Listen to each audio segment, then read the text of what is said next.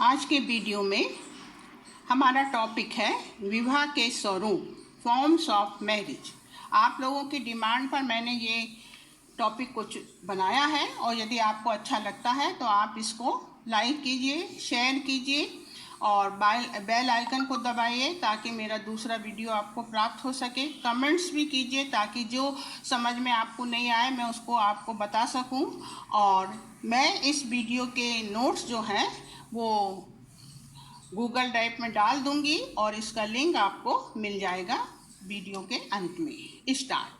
विवाह क्या है? इसके पहले की वीडियो में मैंने आप लोगों को विवाह के संबंध में काफ़ी स्पष्ट रूप में बता दिया है, परंतु मैं यहाँ इतना बता देना चाहती हूँ कि विवाह जो है, जिसको कि मनुष्य ने एक संस्था के रूप में समाज में स्थापित किया और उसको वैधता प्रदान की, तो इसका रूप हम 10,000 साल पहले देखते हैं कि मनुष्य ने इस सभ्यता को इस संस्था को इसलिए जन्म दिया ताकि उसको सुरक्षा प्राप्त हो सके। सुरक्षा किस रूप में? उसको अपनी प्रॉपर्टी, जो उसका जमीन जायदाद है, उस पर उसका पूरा अधिकार हो और ये अधिकार उसकी वंशानुगत एक पीढ़ी से दूसरी पीढ़ी को भी प्राप्त होता जाए और बच्चे जो उस परिवार में जन्म ले रहे हैं उसको सम्मानपूर्वक समाज में जीने का अधिकार मिल सके।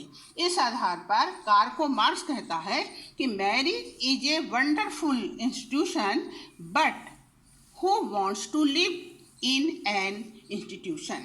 मैरिज जो है एक बहुत ही सुंदर और बहुत ही आनंददायक संस्था है, परंतु जो व्यक्ति उसमें रहने के लिए तैयार है। तो ये जो मैरिज संस्था है इसे हम अनादिकाल से देखते हैं, वर्तमान में भी इसका रूप समाज में हमें दिखाई देता है, परंतु इसके जो रूप है उसमें हमें भिन्नता दिखाई देती है, जिसका के कारण सामाजिक और कल्चर व्यवस्था को माना जा सकता है। तो अब यहाँ मैंने आप लोगों को समझाने के लिए एक चित्र बनाया है, तालिका बनाई है, उसके आधार पर हम उसे यहाँ समझने की कोशिश करेंगे।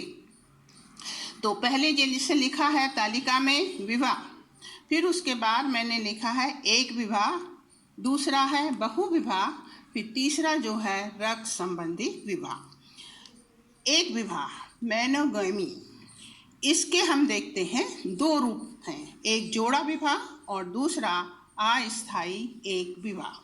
तो सब में पहले हमें ये देखना है कि एक विवाह मोनोगैमी क्या है।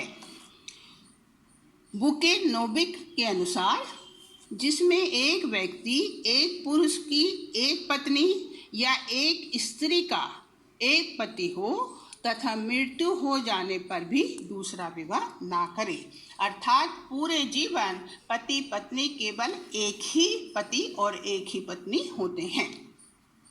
इस विवाह के दो रूप होते हैं, एक तो जोड़ा विवाह या एकल विवाह भी उसे कह सकते हैं। तो इस विवाह में एक व्यक्ति का विवाह एक स्त्री से होता है और यदि दूसरे पक्ष का अर्थ है यहाँ पर स्त्री या पुरुष की मृत्यु हो जाए तो उसमें दोनों में से कोई भी विवाह नहीं करता है, तब ऐसे विवाह को जोड़ा विवाह कहा जाता है। दूसरा जो एक विवाह का प्रकार है, जैसा हमने बताया है तालिका में, अस्थायी एक विवाह। अस्थायी एक विवाह जो है उसमें हम पाते हैं कि सीरियल मोनोगैमी, इस प्रकार के विवाह में एक पुरुष एक स्त्री से विवाह तो करता है, परंतु तलाक या मृत्यु हो जाने पर दूसरा भी विवाह करता है। दुर्भाग्यवश यदि दूसरी पत्नी या दूसरे पति की मृत्यु हो जाए या तलाक दे दिया जाए तो वह दूसरा विवाह भी करता है। इसी तरह से वो तीसरा भी कर सकता है, चौथा भी कर सकता है, इसलिए इसे कहा जाता है सीरियल विवाह। अब दूसरा जो विवाह का प्रकार है वो है बहु विवाह। तो बहु विवाह क्या है? पहले गेमी, जब एकाधिक पुरुष अथवा स्त्री विवाह बंधन में बनते हैं तो ऐसे विवाह को बहु विवाह कहते हैं। इसके भी दो प्रकार होते हैं, एक तो बहु पति विवाह और दूसरा जो है बहु पत्नी विवाह। तो पहला जो है बहुपति विवाह, जिसे हम देखेंगे, पॉलीएंड्री। तो इस विवाह में हम पाते हैं कि दो तरह के विवाह होते हैं। एक तो भातृक बहुपति विवाह, जब दो या दो से अधिक भाई मिलकर, जो पति हैं वो आपस में क्या होते हैं, भाई भाई होते हैं, किसी एक स्त्री से विवाह करते हैं, या बड़ा भाई या एक स्त्री से विवाह करता है, और जो दूसरे भाई होते हैं वो स्वतः ही उसके पति बन जाते हैं। जैसे कि हम भारत में द्रौपदी का उदाहरण देखते हैं। इसी तरह से लद्दाख में, कांगड़ा में, टोंडा जनजातियों में, खस में इस प्रकार के विवाह हमें दिखाई देते हैं। इसका कारण ये हो सकता है, जैसा कि वेस्टरमार्क कहता है कि लिंग अनुपात में हो सकता है डिफरेंस हो, इस कारण से हर पुरुष को पत्नी प्राप्त नहीं होती है, इसलिए भाई मिलकर क्या कर लेते हैं, एक स्त्री से विवाह कर लेते हैं। दूसरा, गरीबी इसका कारण हो सकते हैं, क्योंकि वधू मूल देना बहुत ही कठिन होता है, इसलिए कुछ लोग भाई भाई मिलकर आपस में विवाह कर लेते हैं। और दूसरा जो है वो है अभातृक बहुपति विवाह, नॉन फेडरल पॉलीएंड्री। इस प्रकार के विवाह में विभिन्न पतियों के मध्य किसी प्रकार का भाई का संबंध नहीं होता है, खूनी रक्त संबंध नहीं होता है, ये आपस में अलग अलग होते हैं।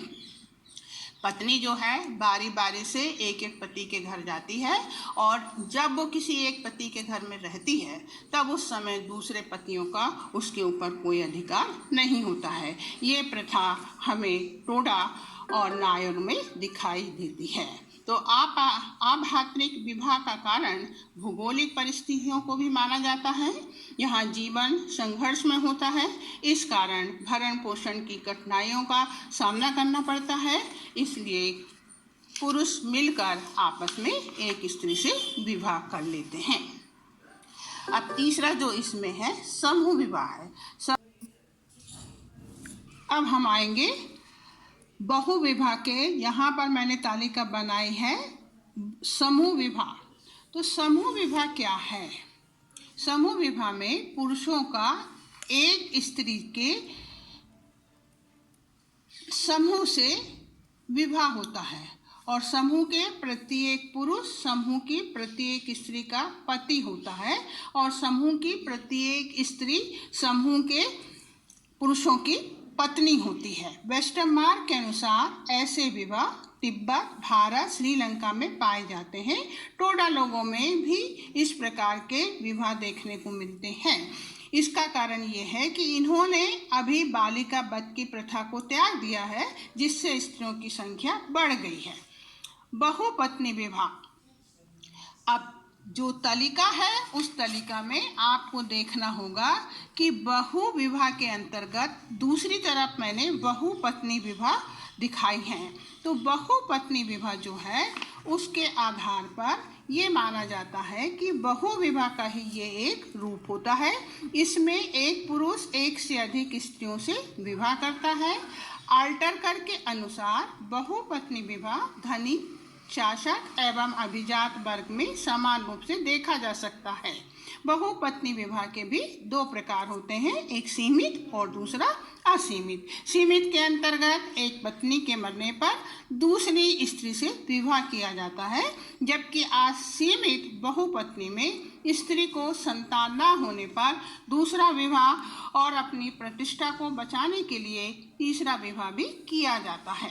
अब हम अपनी तालिका के तीसरे भाग में आते हैं, जिसमें लिखा है रक्त संबंधी विवाह, मीन्स एफिशनल मैरिज। इसके भी एफिशनल मैरिज के भी दो भाग मैंने तालिका में बताए हैं, देवर भावी विवाह और शाली विवाह। देवर भावी विवाह जो है उसमें कनिष्ठ देवर और श्रेष्ठ देवर, और शाली विवाह में भी सैरोरेट मैरिज जिसे कहते हैं। सैरोरेट मैरिज में सीमित सैरोरेट मैरिज और असीमित सैरोरेट मैरिज। सीमित के अंतर्गत अपनी साली से पत्नी के मर जाने पर विवाह किया जाता है, और असीमित के अंतर्गत जितनी विवाह एक स्त्री से लड़की से किया जाता है, परंतु परिवार में जितनी भी स्त्रियां होती हैं वो सब पत्नी कहलाती हैं। तो इस प्रकार से हम देखते हैं कि ये विवाह को क्रॉस कजन मैरिज भी कहा जाता है। तो रक्त संबंधी विवाह अब जो आता है तीसरा विवाह, रक्त संबंधी विवाह, जिसे एफिशनल मैरिज कहते हैं और इसी को क्रॉस कजन मैरिज भी कहा जाता है। कई जनजातियों में रिश्ते में विवाह करने का चलन होता है। मध्य एशिया एवं भारत में मुसलमान एवं खरिया ओराओ जाति में ये विवाह देखे जा सकते हैं। इस प्रकार के विवाह में पहला हक रिश्तेदारों का माना जाता है। इसे अंतर विवाह भी कहा जाता है। चचेरे ममेरे भाई बहनों में शादी का विधान माना जाता है।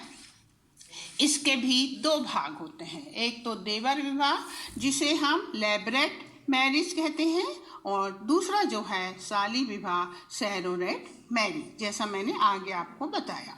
तो लेबरेट जो है देवर वाली विवाह होता है। अगर किसी स्त्री का पति मर जाए तो उसके देवर से वो अपना विवाह करती है। यहूदियों में इस प्रकार का नियम दिखाई देता है। इसी प्रकार से अमृता प्रीतम का उपन्यास एक चादर मैली सी है, इसमें इसी समस्या का वर्णन किया गया है। इसका अर्थ ये है कि भारत में भी इस प्रकार के विवाह का विधान है। इसके भी दो रूप होते हैं, एक तो कनिष्ठ देवर विवाह और दूसरा ज्येष्ठ देवर विवाह। यदि भाई मर जाता है तो जेठ उसकी विधवा से विवाह करता है, और यदि छोटा भाई मर जाता है तो फिर बड़ा भाई मर जाता है तो उसके विधवा से जो भाभी होती है उससे छोटा जो उसका देवर होता है वो विवाह करता है। तो इस प्रकार के विवाह का मुख्य अभिप्राय जो है संपत्ति को बचाना होता है। फिर नेक्स्ट जो है वो साली विवाह सैरोरेट मैरिज। यदि पत्नी की मृत्यु हो जाए तब बच्चे एवं परिवार की देखरेख करने के लिए पत्नी की बहन अर्थात साली से विवाह किया जाता है। यह प्रथा प्रति अनेक स्थानों में प्रचलित है। इस प्रकार के विवाह में कई स्थानों पर पति विवाह एक स्त्री से करता है, परंतु सभी सालियां उसकी पत्नी मानी जाती हैं। तो इस प्रकार से विवाह जो है उसके कई रूप हमें समाज में दिखाई देते हैं, किंतु हर रूप को उस समाज की सामाजिक व्यवस्था स्वीकार करती है।